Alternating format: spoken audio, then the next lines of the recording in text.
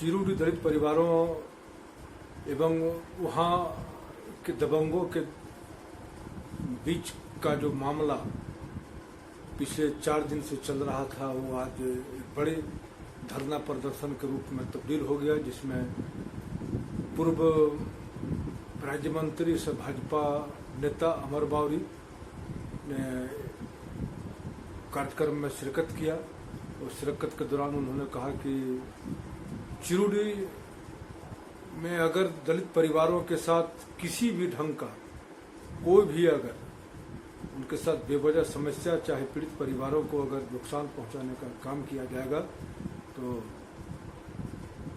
चीरूडी का इतिहास और भूगोल को जो है बदल दिया जाएगा।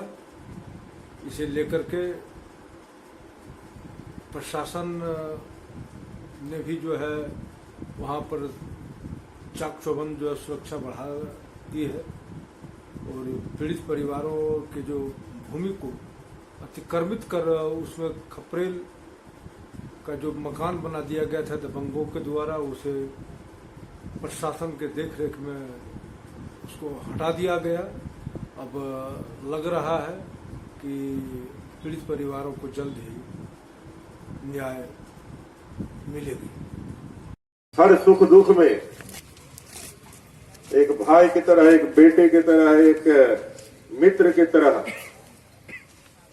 चट्टान की तरह खड़ा रहने वाले आपके प्यारे नेता श्रीमान वीरेंद्र मंडल जी, इस जिले के अध्यक्ष ऊर्जावान साथी, लगातार आपकी आवाज को बुलंद करते रहने वाले श्रीमान सोमनाथ सिंह जी, यहां उपस्थित भारतीय जनता पार्टी के तमाम जिले के कार्यकर्ता पदाधिकारी बंधुगण, इस लड़ाई को अपनी उपस्थिति से अपना साथ देने के लिए आए हुए हजारीबाग से श्रीमान विशाल वाल्मीकि जी, पाकुड़ से श्रीमान कामेश्वर दास जी, कोडरमा से अपने उज्जवल दास जी, देवघर के श्रीमान सूर्यदास जी, यहां उपस्थित इस दलित तूरी परिवार के दमित, शोषित, वंचित और अन्याय से जूझ रहे, लेकिन अपने ईमान और धर्म के ऊपर एक चट्टान की तरह अडिग रहने वाले मेरे दलित भाइयों, माताओं, बहनों, प्यारे साथियों, प्रेस मीडिया के साथियों, आप सबको मेरा अभिनंदन, नमस्कार। आप सबको झारखंडी ज्वार। देश के आजादी के 72 साल हो रहे हैं। गरीब, वंचित, शोषितों की सबसे बड़ी आवाज डॉक्टर बाबा साहेब आम्बेडकर जी, जिन्होंने आजादी के बाद ये संविधान में हमको अधिकार दिया, ये ताकत दिया कि हम अपने जीवन को अपने तरीके से, अपने धर्म के अनुसार, अपने पुश्तैनी जमीनों पर बिना किसी दबाव के, बिना किसी शोषण के, बिना किसी भेदभाव के, बिना किसी डर के हम जी सकेंगे, हम अपने हिसाब से जी सकेंगे।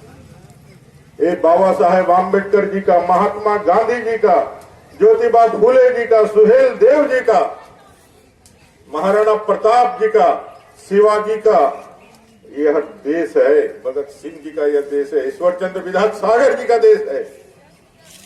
लेकिन जामताड़ा में आकर के ऐसा लग रहा है, आज जो दृश्य यहां उपस्थित हुआ है, आज एक दलित परिवार, महादलित परिवार, दलित तो हम हैं, लेकिन तूरी, हाड़ी, डोम, उसमें भी महादलित है। आज 5 परिवार आज अपने घर से बेदखल है। 4 दिन हो गए, 4 दिन हो गए, 72 घंटे से ज्यादा का समय बीत गया।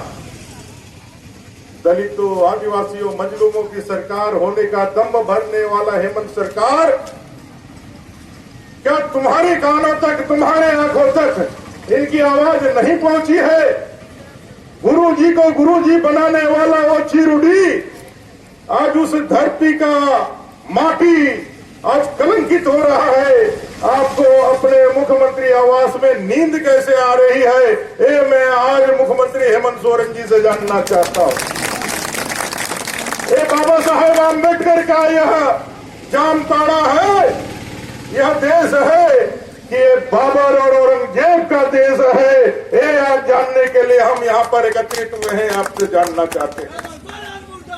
आज ये तो बाबर और औरंगजेब की कहानी है, हम लोगों ने सुनी है। अगर कोई मुस्लिम धर्म नहीं मानता था तो अपने धर्म को पालन करने के लिए भी उसको टैक्स देना पड़ता था, उसको जजिया कर देना पड़ता था। अगर आप उसके धर्म में परिवर्तन नहीं हुए तो आपको गंदे कार्यों में लगाया जाता था, आपको नाली साफ करने के लिए दिया जाता था, आपको पैखाना साफ करने के लिए दिया जाता था, आपको जो है ना आपको दलित और शोषित बना के रखा जाता था। आपके जीवन का कोई अधिकार नहीं था। आप जिस जमीन पर जीते हैं वो जमीन भी उसके कब्जे में थी।